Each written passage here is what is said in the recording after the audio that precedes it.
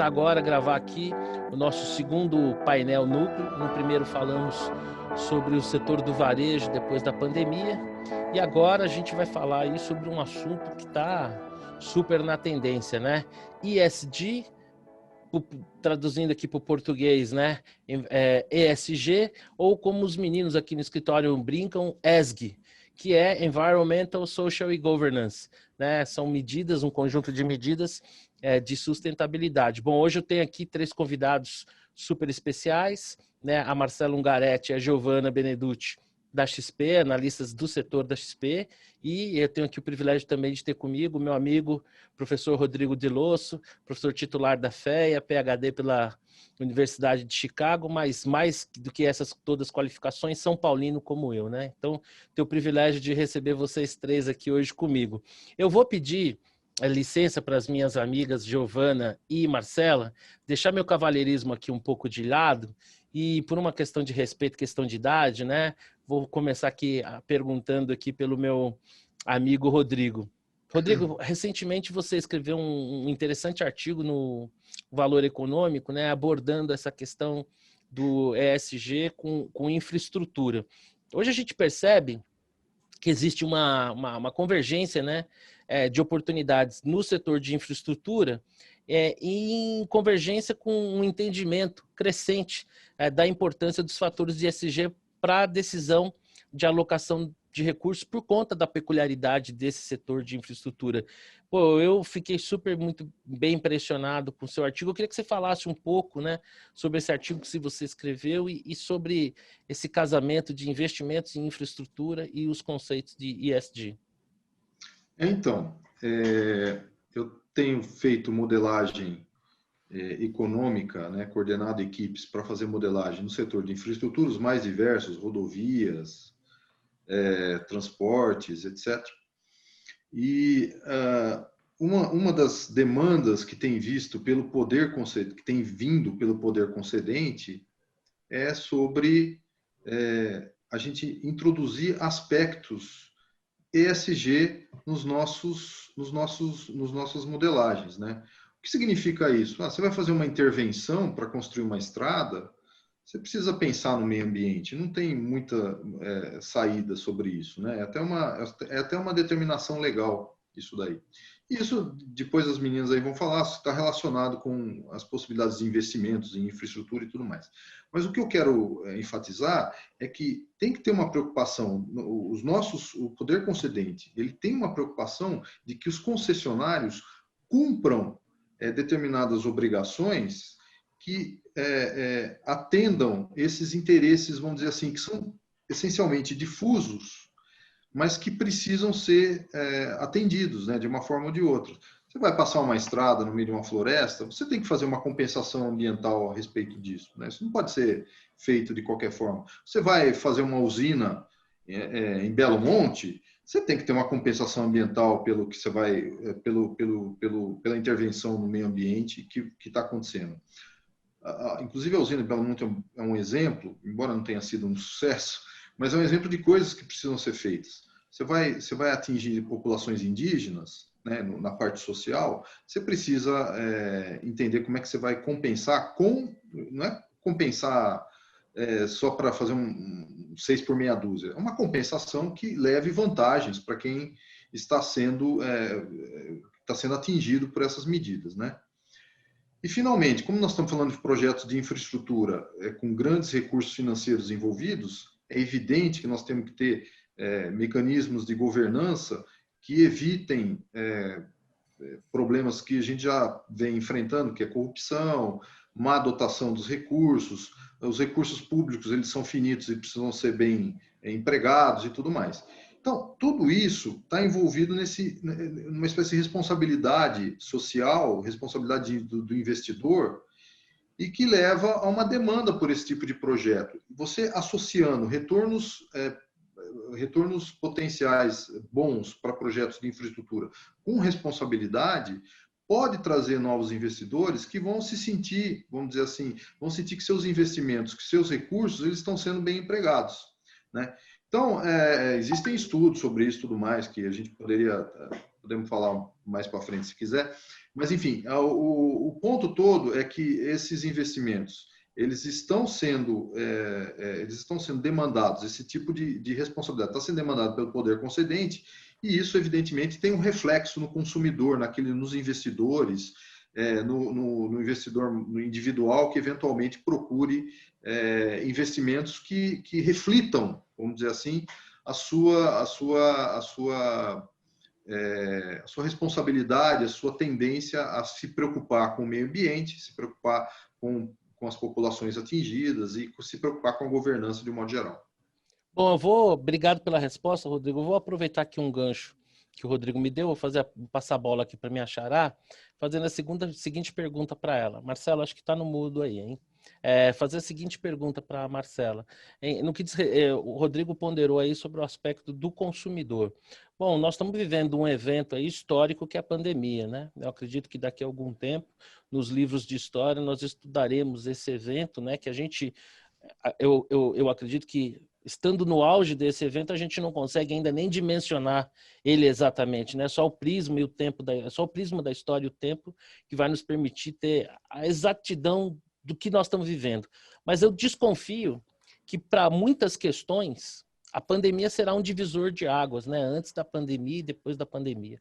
Falamos muito disso no primeiro painel, na questão do consumo, né? Pessoas que eram absolutamente avessas, por exemplo, à aquisição de produtos por e-commerce, hoje são usuárias contumazes. Eu queria, nesse sentido, saber qual que foi o impacto da pandemia, vamos dizer, nisso que a gente poderia chamar mercado ESG. É uma excelente pergunta. Eu acho que o que a gente tem visto é que a pandemia acabou agindo como um catalisador, colocando um holofote bastante central na importância da consideração dos critérios ESG também nos investimentos. Então, acho que quando a gente pensa na agenda ESG aqui no Brasil, sem dúvida, acho que a gente ainda está no início dessa jornada. De fato, a pandemia acabou colocando um holofote, trazendo o tema para a mesa de discussão, tanto por parte dos investidores e, consequentemente, também por parte das empresas. Então, cada vez mais as empresas abordando o tema, buscando entender, né, explicar o que a empresa, né, está fazendo nessa agenda e quais são os principais obstáculos, os principais desafios, e não só. Acho que quando a gente fala sobre o tema ESG, a gente tende a pensar em desafios, mas a grande verdade é que também tem uma gama de oportunidades, que eu acho que inclusive conversa muito com o que o Delosso trouxe, no sentido de existem oportunidades muito claras para empresas que estão bem posicionadas e existe uma demanda clara por parte do investidor que quer justamente unir o retorno com investimentos que estejam alinhados aos seus valores como indivíduo. Então, muitas vezes, também entrando, né, na questão socioambiental. Então, acho que, sem dúvida, a gente ainda está no começo disso aqui no Brasil. Quando a gente olha para a Europa, por exemplo, que hoje é quem lidera essa corrida ESG, eles estão muito mais avançados, mas acaba que um movimento também que a gente viu lá fora, sem dúvida, é uma boa proxy do que está por vir e do que a gente já tem visto aqui no Brasil. Acho que os investidores estrangeiros, eles já demandavam das companhias brasileiras um posicionamento. Acho que para o investidor estrangeiro, que a gente gosta de dizer que é praticamente uma condição sine qua non para ele vir aqui para o Brasil, para ele investir. E aqui, quando a gente pensa nos investidores locais, também está muito claro que as questões ESG têm sido cada vez mais levadas em conta, no sentido de, no processo de decisão de alocação de recursos, além do investidor olhar indicadores econômicos financeiros tradicionais, ele passa a olhar como que aquela empresa ou como que aquele projeto está estruturado no que diz respeito às questões ambientais, sociais e de governança. E aí acho que sempre quando a gente traz, né, essa perspectiva, né, do E, do S e do G, acho que um ponto super importante da gente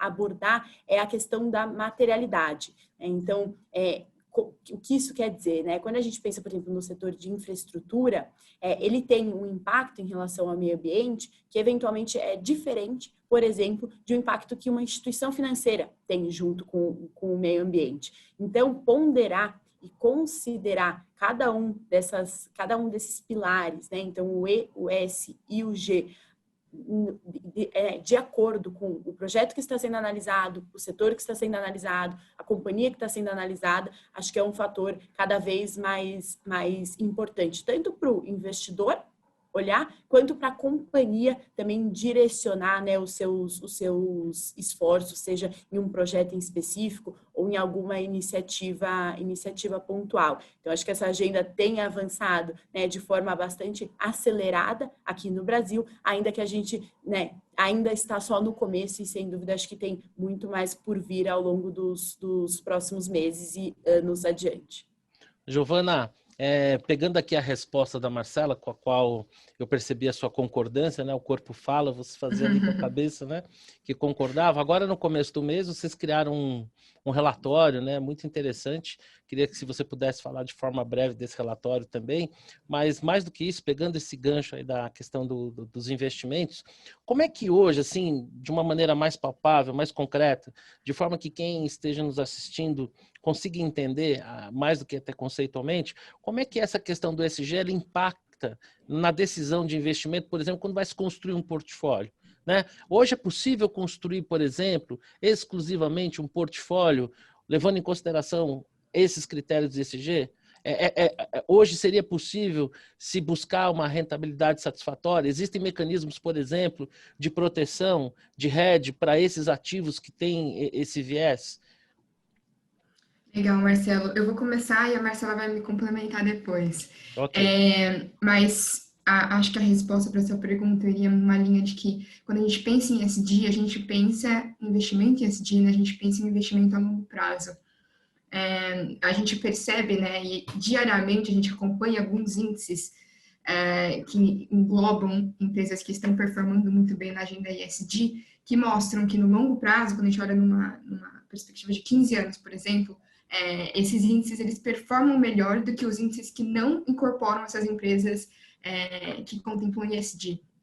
E até recentemente na XP a gente estava discutindo, né, com o nosso time interno ali de ESG, que a visão hoje dos investidores, eles demandam, fazem uma pressão, sim, por investimentos ESG, mas muitas vezes os investidores têm uma cabeça voltada para o seguinte: vou investir em ESG, mas é como se eu tivesse investido no quesito social, sabe? É como se eu estivesse fazendo bem para a sociedade, e de fato ele está. E o que a gente tem tentado construir aqui dentro é que ele não só faz o bem para a sociedade quando ele investe em ESG, mas ele também tem um retorno maior quando ele investe em ESG. Né? Então, é isso que a gente tem tentado construir bastante aqui dentro também. Aí, Márcio, se você quiser complementar como que você pensa sobre o tema também, seria bem legal. Deixa eu só fazer um pitaco.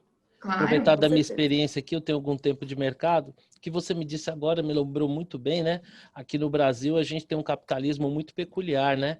E quando lançamos o mercado de capitais no Brasil, nós criamos a figura que não existe em lugar nenhum do PP, IPN na época, que é o preferencial portador, que não existe mais, e a preferencial nominativa, que era uma forma que o capitalista brasileiro encontrou, né, de ter sócios sem abrir mão do controle da empresa. Bom, com a abertura do mercado para o investidor estrangeiro, o que a gente percebeu é que o investidor estrangeiro não engolia muito bem essa história de ter uma ação de uma empresa e não poder decidir sobre o seu futuro. E com isso, né, cada vez mais havia essa demanda e se criou um novo mercado, que eram as empresas, né, com governança corporativa. E o que se percebeu com o passar do tempo é que essas empresas que adotavam esses critérios, só por adotarem esses critérios, elas eram mais bem vistas aos olhos dos investidores, o que na curva do tempo garantia um prêmio.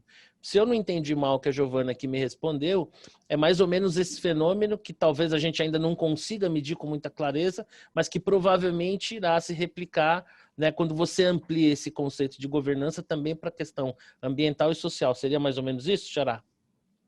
Perfeito, é exatamente isso. Eu acho que a gente, quando a gente fez, né, aqui internamente também alguns estudos, justamente como a Giovana comentou, comparando a performance de índices ESG com os seus benchmarks, e tem sinais relativamente claros de geração de alfa, ou seja, de geração de retorno. Isso porque, justamente, quando a gente olha, né, empresas que estão bem, ou projetos, né, que sejam bem posicionados, né, na agenda ESG, ou seja, considerando as questões socioambientais e também com uma boa governança, no fim, são empresas que a gente gosta de chamar que são companhias de qualidade, que, consequentemente, né, fazem uma boa gestão de riscos que estão bem posicionadas junto com os seus colaboradores, com seus fornecedores, fidelizando os seus clientes com marcas muito fortes, muitas vezes conseguindo custo de capital, né, tanto custo de capital próprio quanto custo de dívida mais baratos. A gente tem visto uma evolução do mercado de dívida, do mercado verde, e isso tem se refletido, né, em taxas que tendem a ser mais baixas. Eu acho que a gente está só no começo disso. Conforme a Giovana mesmo disse, reforço muito, é uma agenda de longo prazo. Acho que não é de se esperar que as companhias no D0 colham todos os frutos. De fato, é um processo e tende, né, por parte do investidor, isso também tende né, os frutos a serem colhidos conforme essa agenda avança. E fato é que os investidores têm olhado e têm demandado cada vez mais por investimentos que estejam alinhados à perspectiva, né, aos valores dos próprios investidores. Giovana, deixa eu te perguntar um negócio. Quando nós montamos uma carteira de investimentos, né, no nosso papel de assessores a 4 mãos com os nossos investidores, a gente sempre procura níveis de diversificação, né?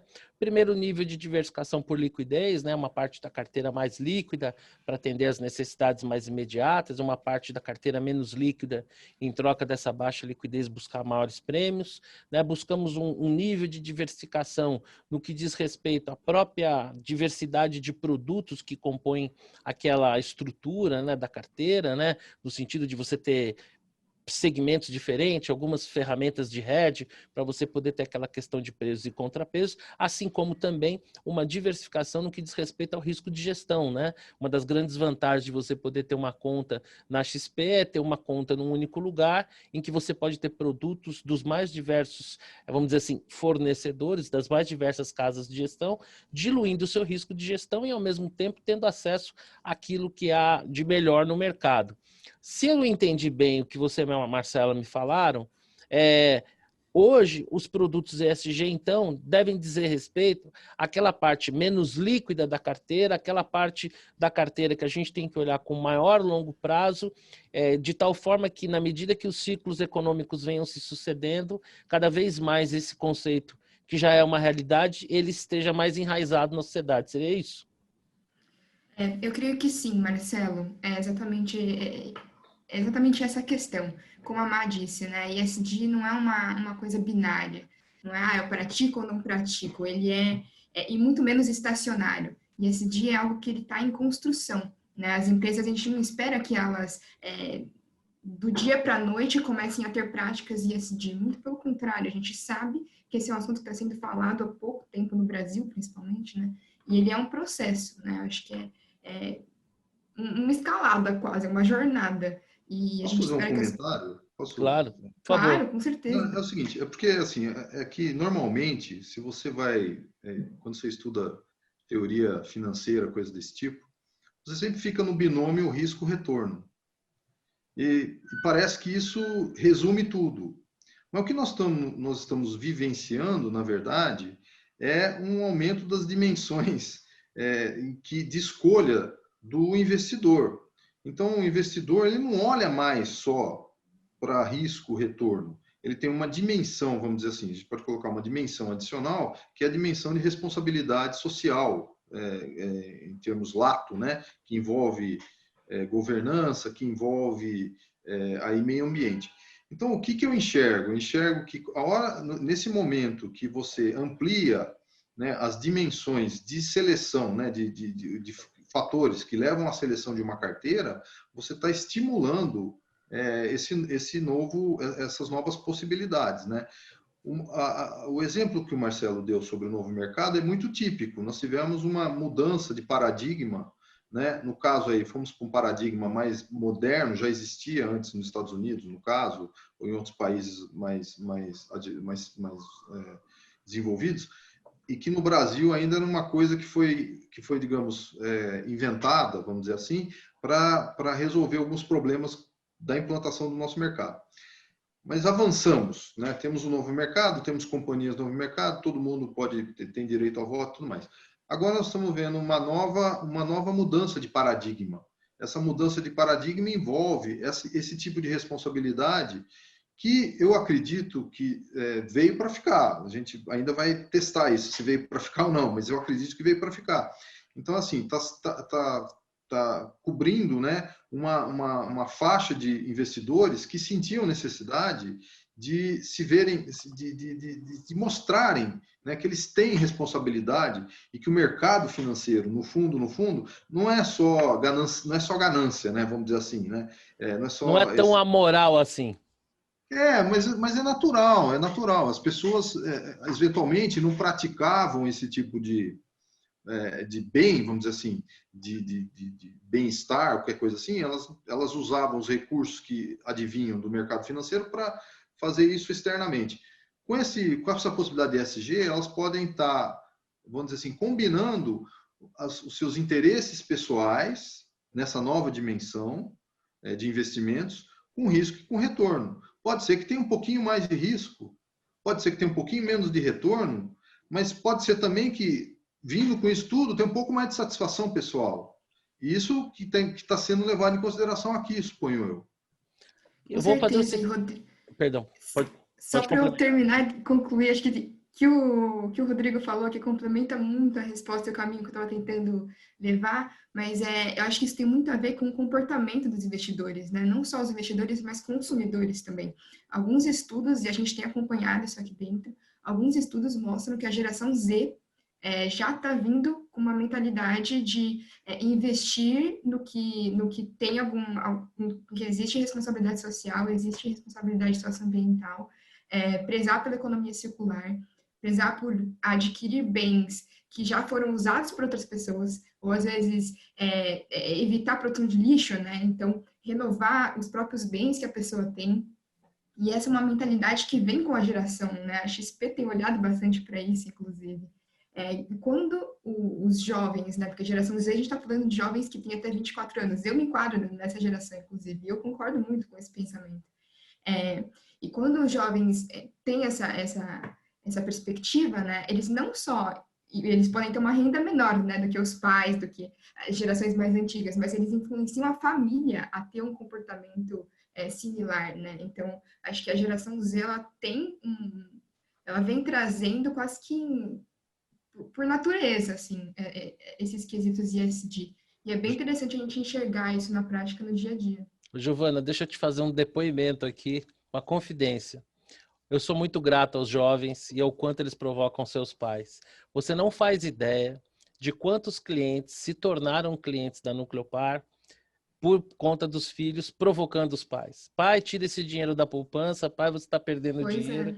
Então, os jovens realmente têm esse poder, né, de mudar o mundo, de ter uma esperança e de fazer. Bom, mas a nossa conversa aqui está muito amigável, né? Tem que colocar uma pimentinha aqui nesse nosso bate-papo, que a gente está concordando muito, todo mundo muito bonzinho aqui, querendo um mundo melhor. A questão é a seguinte, olha aqui que ironia, né?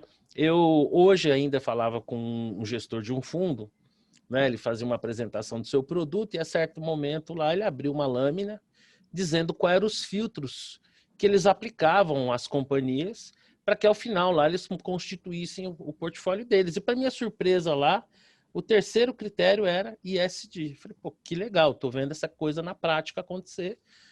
Já aproveitei, até marquei para que a gente gere um conteúdo em comum. Achei interessante a tese de investimentos dele. Em contrapartida, dias atrás, eu falava com outro gestor, num conteúdo que a gente gravou, o Braga, da Encore, que foi aí da XP, né?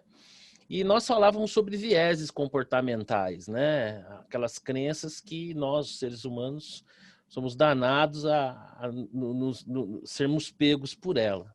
Bom, então, dessas duas conversas aí, eu tive acesso esses dias a um material, vou fazer uma provocação aqui ao professor Rodrigo, um estudo que apontava o seguinte, que os participantes do mercado têm um pouco na sua natureza, e eu talvez seja a prova viva disso, né? Talvez a minha resiliência e ter sobrevivido ao mercado financeiro durante tantos anos veio um pouco desse meu otimismo, algumas vezes até patológico, diante do nosso caos, que é o seguinte, esse estudo mostrava que os agentes econômicos, eles são recorrentemente otimistas em relação às suas projeções do PIB e do IPCA. Eu acredito que você deva ter visto esse estudo, Professor, eu queria saber o seguinte, será que isso também, é uma provocação, meu papel aqui é esse, será que isso também não pode estar acontecendo, né, em relação a esse fator ESG? Será que não a minha pergunta, né, mais crua é o seguinte, nós estamos vivendo um modismo? Ou esse, de fato, é um conceito que veio para ficar? E essa nossa receptividade é sinal de um novo tempo? Ou ela está um pouco em linha com esse otimismo que é peculiar aqui aos agentes financeiros? Eu acho que eu te coloquei aí numa pergunta meio delicada, mas como está só nós 4 aqui, a gente vai colocar no YouTube, talvez algumas milhares de pessoas vejam, mas vai ficar um segredo entre nós. E aí, Rodrigo, qual que é a sua opinião? Não, esse é um artigo que acabou de ser publicado, que eu escrevi junto com o Henry, né, Nasser, que ele mostra o seguinte, olha, o que é incrível, na verdade o resultado é incrível, eu não esperava também, mas é o que acontece. Ao mesmo tempo que eu prevejo hoje a inflação e o crescimento do PIB 24 meses à frente, 2 anos à frente, eu vejo que minha previsão 2 anos atrás, ela foi extremamente otimista. Mas eu continuo sendo otimista. E eu continuo sistematicamente sendo otimista. É um negócio incrível. Porque, assim, pela racionalidade, você deveria corrigir esse seu otimismo e os agentes deveriam meio que anular isso, né? Mas não é. Isso é sistemático. É esse que é o ponto do artigo. Então, como é que isso... Assim, as pessoas veem uma oportunidade no ESG. Eu acho que pode acontecer isso? Pode, porque elas têm uma natural tendência a quererem praticar o bem. O ESG é um meio de acontecer isso, né? Por outro lado, isso daí, se não for... não vai ser modismo. Se isso não for modismo, se as pessoas começarem a perceber, não, existe realmente uma responsabilidade praticada pelas empresas em termos de governança, em termos de preocupações socioambientais, as pessoas vão sentir que tem eco nas empresas, né? Que a sua angústia, Sua demanda. a sua angústia socioambiental, ela está sendo atendida pelas empresas. Bom, eu acho que isso gera um ciclo positivo, né? Que eu vou manter aquele ativo e as outras pessoas vão querer manter aquele ativo e esse ativo ele vai se valorizando naturalmente. É isso que foi falado aí sobre a questão de alfa e tudo mais, né? As pessoas começam a acreditar naquilo, veja só, é um ciclo de expectativas. Eu acredito, eu vejo aquilo sendo materializado, não é espuma. Não pode ser espuma, é óbvio. Se for espuma, isso desaparece com o tempo, né? Então, assim, eu vejo aquilo sendo materializado. Eu acho que está sendo materializado, como eu disse, pelo meu exemplo do poder concedente, solicitando, por exemplo, que créditos de carbono sejam considerados no projeto. Acho que a Marcela mencionou aqui, existem também empresas, BNDES, existem medidas para baratear o capital de terceiros que as empresas utilizam para fazer seus investimentos nesse tipo de negócio. Então, assim, pode ser um viés motivado por uma tendência que a geração Z e os millennials, talvez, tenham de praticar o bem? Pode. Só que eu acho que também é muito mais provável que não seja, na medida que o tempo passe e que as empresas atendam essas angústias, esses interesses, essa dimensão nova que eu mencionei anteriormente dos investimentos, e que isso gere esse ciclo positivo. Não, vou investir em ativos ESG, eu prefiro ativos ESG, e isso naturalmente gera uma demanda que vai se reproduzindo ao longo do tempo. E ao mesmo tempo que você vai vendo que isso está funcionando. É preciso ver que isso está funcionando, senão não vai funcionar. Muito bom. Bom, eu não sou um baby boomer. Ficou meio redundante, né? É preciso ver que isso está se materializando, senão não vai funcionar. É o ciclo virtuoso, né? Eu não sou um baby boomer, mas também não sou nenhum geração Z e millennial. Eu acho que, se eu não me engano, eu acho que eu sou ali a geração Y. Mas eu, por exemplo, fazendo aqui um depoimento pessoal, ainda que eu não sirva de extrato, mas, por exemplo, eu me sinto confortável e, eventualmente, pagar um pouco mais por um produto em que eu tenha ali a certeza que existe por trás daquele produto uma série de práticas que eventualmente tenham causado um menor dano ao meio ambiente ou tenham gerado uma compensação. Eu mesmo, né, eu guardo residência num condomínio fechado nas cercanias de São Paulo aqui, nós estamos em meio a uma reserva de Mata Atlântica, nós temos um projeto de reintrodução de vida animal, né, e tem todo um foco voltado para o lado ambiental. Então, eu fiz a provocação, mas eu acredito que nós estamos vivendo, de fato, uma tendência que, obviamente, vai ter momentos ali que gera ali alguns efeitos colaterais, mas que eu acredito que tem um rumo tomado. Nesse sentido, Xará, eu queria perguntar para você o seguinte: no Brasil, assim, não precisa nominar, tá?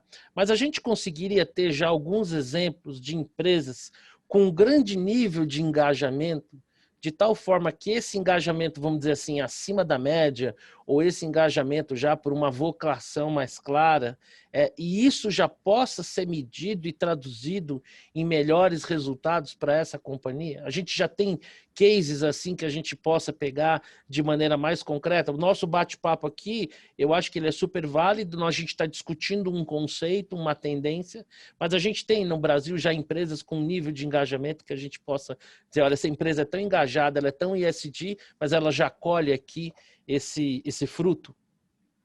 É uma excelente pergunta, eu acho que até conversa um pouco com, queria pegar um gancho, né? Acho que tanto de um relatório que a gente publicou recentemente, em que a gente traz uma análise um pouquinho em relação a isso, e também do que o Rodrigo trouxe em relação à questão, por exemplo, de crédito de carbono, e acho que toda a questão climática. Então, é nesse primeiro relatório que a gente publicou na página de conteúdos da XP, que é uma página aberta, né, e gratuita para todos, a gente trouxe um relatório que a gente fez realmente um real mergulho em relação ao pilar ambiental. Aliás, me permita aqui um elogio, excelente material.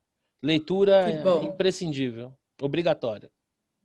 Perfeito, não, fico feliz que vocês tenham gostado e tenham lido. Eu acho que muito do objetivo, né, foi trazer, acho que quando a gente pensa hoje nas mudanças climáticas, esse talvez seja um dos maiores desafios que a gente tenha hoje como mundo, e acho que vai além do papel nós como indivíduos, né? Mas o que todo o esforço, né, conjunto necessário das empresas, dos governos, dos diferentes países para que a gente consiga combater, né, as mudanças climáticas. E aí nessa linha, né, a gente trouxe nesse relatório 3 nomes que o que a gente gosta de dizer são 3 empresas que a gente vê como sendo parte da solução.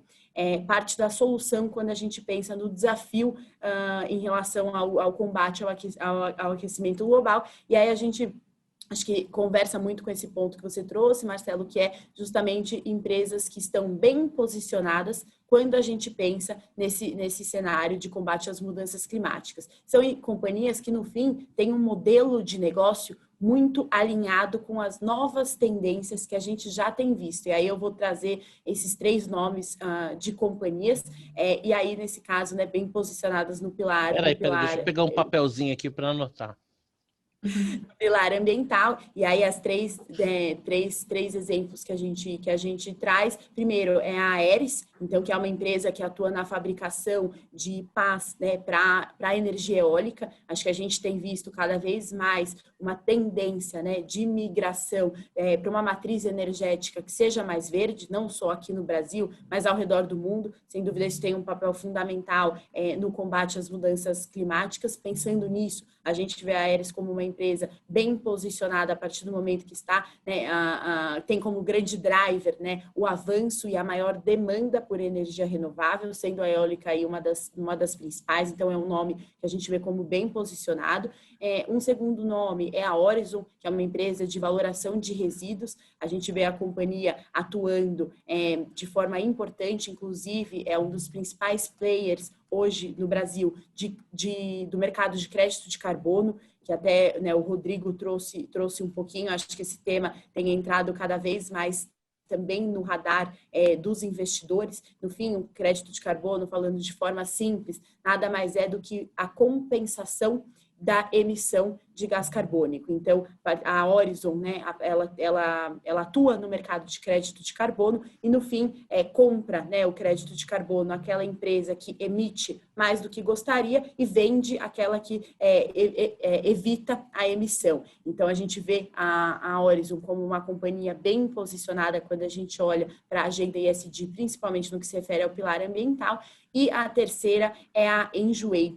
Para quem não conhece, o Enjoei, ele nada mais é do que uma plataforma de consumo de segunda mão, que nada mais é do que bens usados. Até ontem a gente fez uma live com a companhia, com a Ana, que é cofundadora do Enjoei, e muito interessante que quando a gente pensa no mercado de segunda mão e de produtos usados, automaticamente nos vem em mente produtos antigos, né, ou que já estejam danificados, e a grande verdade é que tem uma série de, eventualmente, né, eu, Marcela, posso ir, né, comprar uma roupa no dia seguinte, ou passar 3 meses, eu nunca usei aquilo, eu posso, né, colocar numa plataforma e, eventualmente, a Giovana, que tem interesse, né, comprar. Então, esse mercado de segunda mão também, né, a gente tem uma visão bastante positiva, que é o que a gente chama de moda circular. E a gente vê o Enjoei, inclusive, influenciando outras empresas, outras varejistas, ao caminho dessa jornada. Então, acho que são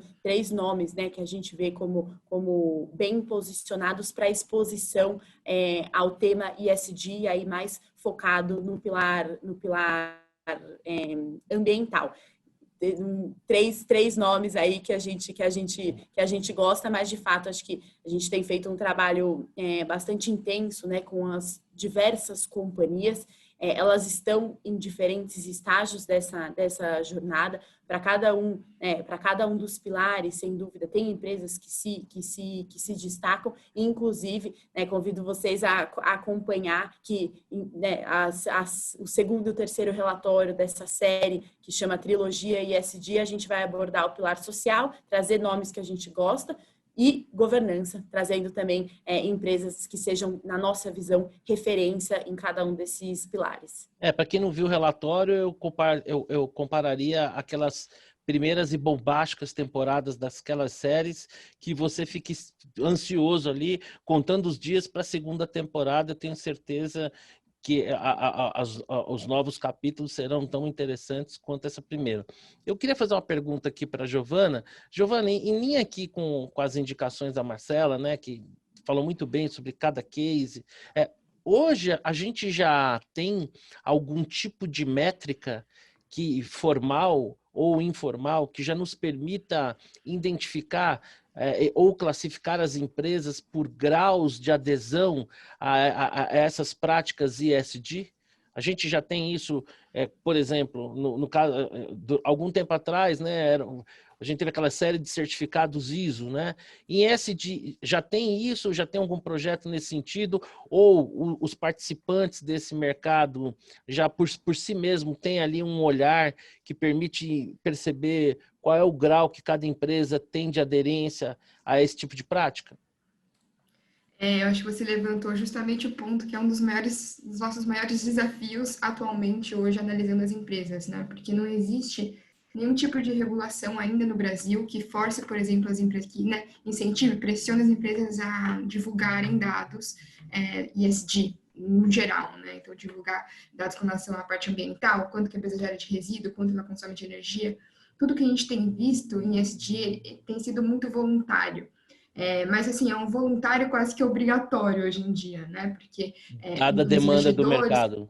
Exato, dada a demanda do mercado. Então, as nossas análises, elas são sempre né, facilitadas com as empresas que são mais transparentes com o mercado, que são mais transparentes com os investidores, que, de fato, têm um relatório de sustentabilidade, ou um relatório integrado, ou uma aba no site de investidores que nos ajuda a ver, né, historicamente, quais são as empresas que estão mais bem posicionadas, mas se existe algum órgão, assim, que né, da parte do governo que incentive ou que regule de alguma forma, ainda não, mas a gente entende que o caminho é para que isso aconteça em algum momento. Então, por mais que seja voluntário, a gente tem visto que, de fato, todo o mercado tem aderido a isso, né? Bom, então acho que uma coisa que a gente pode fazer aqui é, depois que acabar a nossa reunião, a gente marcar um bate-papo para montar um projeto para criar uma empresa privada certificadora de ESG. Nós vamos visitar as empresas, vamos conhecer as empresas a fundo e nós 4 aqui vamos emitir um certificado. Em algum tempo a gente já vai ser alvo dos private equities. Futuramente faremos o nosso IPO e vamos garantir a nossa aposentadoria. Olha, eu sempre... E integraremos ESG nessa nossa empresa. Sim, a nossa levando empresa, em consideração. Exatamente, metalinguagem, né? Nós vamos certificar e seremos referência no setor. Eu sempre falo isso, mas é a mais pura verdade. Quando o papo é bom, o tempo passa assim que a gente nem vê, né? Nós já estamos caminhando aqui para 40 minutos de bate-papo. Quero agradecer a cada um de vocês, né? Giovana, Marcela, meu amigo Rodrigo. Acho que foi um bate-papo muito enriquecedor sobre um tema que eu acho que a gente levaria aí horas, dias para esgotar, mas eu acho que aqui a gente já conseguiu ter um bom apanhado, um bom norte. Quem vier ter acesso a esse conteúdo, eu tenho certeza que vai se sentir instigado a avançar mais pelo tema, esperar as próximas temporadas aí da nossa série, né?